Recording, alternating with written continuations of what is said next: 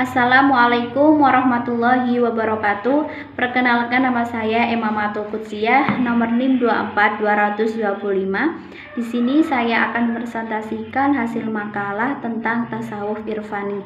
Yang pertama adalah pengertian tasawuf irfani. Tasawuf irfani yaitu tasawuf yang berusaha menyikapi sesuatu hakikat kebenaran atau ma'rifat yang diperoleh tidak melalui logika atau pemikiran, tetapi melalui pemberian langsung dari Tuhan. Secara bahasa, kata irfani berasal dari bahasa Arab bentuk masdar.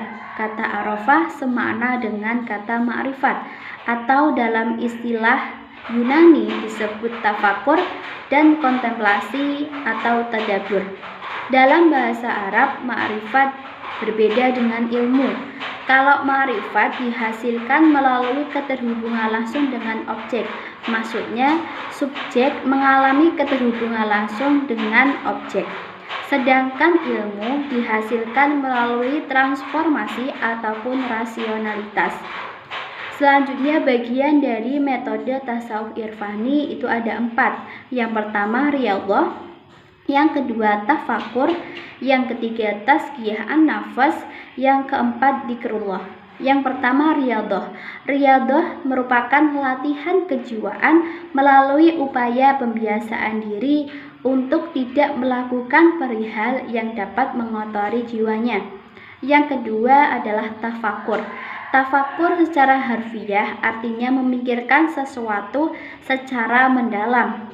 Yang ketiga tazkiyah an-nafas. Tazkiyah an-nafas yaitu mensucikan jiwa dari akhlak atau sifat-sifat yang buruk, serta mensucikan diri dari perkara-perkara yang hina dan amalan-amalan yang buruk.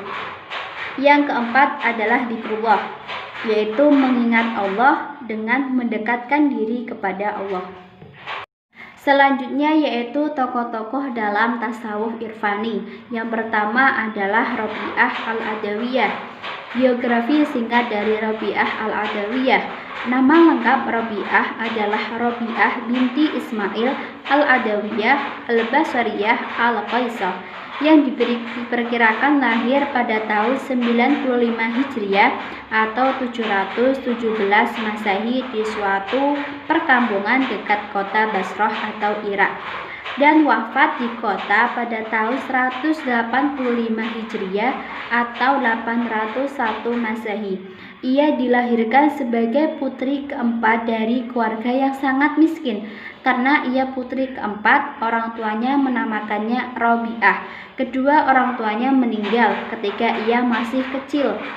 Konon pada saat terjadinya bencana perang Basrah, ia dilahirkan penjahat dan dijual kepada keluarga Atik dari suku Qais Banu Adwah.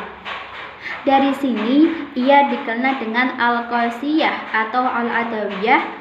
Pada keluarga ini pula ia bekerja keras, tetapi akhirnya dibebaskan lantaran tuanya melihat cahaya yang memancar di atas kepala Rabi'ah dan menerangi seluruh ruangan rumah pada saat ini sedang beribadah. Selanjutnya yang kedua ada Du'anun al-Misri. Du'anun al-Misri adalah nama julukan bagi seorang sufi yang hidup di sekitar pertengahan abad 3 Hijriah. Nama lengkapnya Abu Al-Faid Suban bin Ibrahim. Ia dilahirkan di Ikhmim, dataran Mesir pada tahun 180 Hijriah atau 796 Masehi, dan wafat pada tahun 246 Hijriah atau 856 Masehi. Julukan Du'anun diberikan kepadanya sehubungan dengan berbagai kekeramatannya yang Allah berikan kepadanya. Di antaranya ia pernah mengeluarkan seorang anak dari perut buaya di sungai Nil dalam keadaan selamat atas permintaan ibu dari anak tersebut. Asal mula Du'anun al-Misri tidak banyak diketahui, tetapi riwayatnya sebagai seorang sufi banyak diutarakan. Dalam perjalanan hidupnya, Du'anun al-Misri selalu berpindah tempat ke tempat lain. Ia pernah menjelajahi berbagai daerah di Mesir, mengunjungi Baitul Maqdis, Baghdad, Mekkah, Hijaz, Syria, pegunungan Lebanon, At-Tarkin, dan lainnya. Hal ini akan memungkinkan untuk memperoleh pengalaman yang banyak dan mendalam, yaitu tentang fikih dan tasawuf, sehingga dapat mengambil pelajaran dari mereka. Ia pernah mengikuti pengajian Ahmad bin Hanbal. Ia mengambil riwayat hadis diantaranya dari Malik dan Al-Laits. Adapun yang pernah mengambil riwayat darinya antara lain Al-Hasim bin Mushab An-Nikahi. Gurunya dalam bidang tasawuf adalah Sakron Al-Abad atau Israfil Al-Mahribi. Ia memungkinkan baginya untuk menjadi seorang yang alim, baik dalam ilmu syariat maupun tasawuf. Selanjutnya yang ketiga ada Abu Yazid Al-Bustami. Berikut biografi singkat dari Abu Yazid Al-Bustami. Nama lengkapnya adalah Abu Yazid Taifur bin Isa bin Sursyan Al-Bustami. Lahir di daerah Bustam atau Persia pada tahun 874 dan wafat pada tahun 947 Masehi. Nama kecilnya adalah Taifur, kakeknya bernama Sursyan, seorang penganut agama Zoroaster, kemudian masuk menjadi pemeluk Islam di Bustam.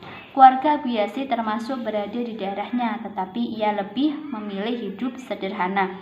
Sejak dalam kandungan ibunya, Abu Yazid mempunyai kelainan. Menurut ibunya, bayi yang ada di dalam kandungannya akan memberontak sampai muntah kalau sang ibu memakan makanan yang diragukan kehalalannya. Yang keempat ada Abu Mansur Al-Hallaj. Berikut biografi singkat dari Abu Mansur Al-Hallaj. Nama lengkapnya adalah Abu Mansur Al-Hallaj adalah Abu Al-Huhis Al-Husin bin Masyur bin Muhammad Al-Baidawi. Ia lahir di Baidok, sebuah kota kecil di wilayah Persia, pada tahun 244 Hijriah atau 855 Masehi. Ia tumbuh dewasa di kota Wasit, dekat Baghdad.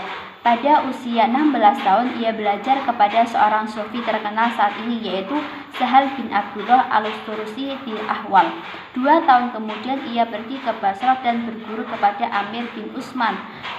Selain itu, ia pergi pengembara dari satu negeri ke negeri lainnya untuk menambah pengetahuan dan pengalaman dalam ilmu tasawuf. Ia digelari Al-Hajjat karena penghidupannya yang diperoleh dari meminta uang. Selanjutnya adalah ajaran tasawuf irfani dari beberapa tokoh tadi yang sudah disebutkan. Yang pertama ajaran dari Rabi'ah Al-Adawiyah, yaitu tasawuf tentang cinta. Dalam perkembangan mistisme dalam Islam, Rabi'ah Al-Adawiyah tercatat dalam perkembangan mistisme Islam sebagai peletak dasar tasawuf berdasarkan cinta kepada Allah Subhanahu wa Ta'ala. Sementara generasi sebelumnya merintis aliran eksetisme dalam Islam berdasarkan rasa takut dan penghargaan kepada Allah Subhanahu wa Ta'ala. Rabi'ah pula yang pertama kali mengajukan pengertian rasa tulus ikhlas dengan cinta yang berdasarkan permintaan ganti dari Allah Subhanahu wa Ta'ala. Yang kedua ada ajaran dari Du'anun Al-Misri, yaitu ada ma'rifat dan ada maqamat al-ahwal. Kemudian ada ajaran dari Abu Yazid Al-Bustami. Ajaran tasawuf terpenting dari Abu Yazid adalah fana dan baqo. Dari segi bahasa, fana berasal dari kata fania yang berarti musnah atau lenyap. Dalam istilah tasawuf, fana ada kalanya diartikan sebagai keadaan moral yang luhur. Dalam hal ini, Abu Bakar mendefinisikan hilangnya semua keingatan hawa nafsu seorang tidak akan pernah perih dari segala perbuatan manusia, sehingga ia kehilangan segala perasaannya dan dapat membedakan segala sesuatu secara sadar, dan ia menghilangkan semua kepentingan dan berbuat sesuatu.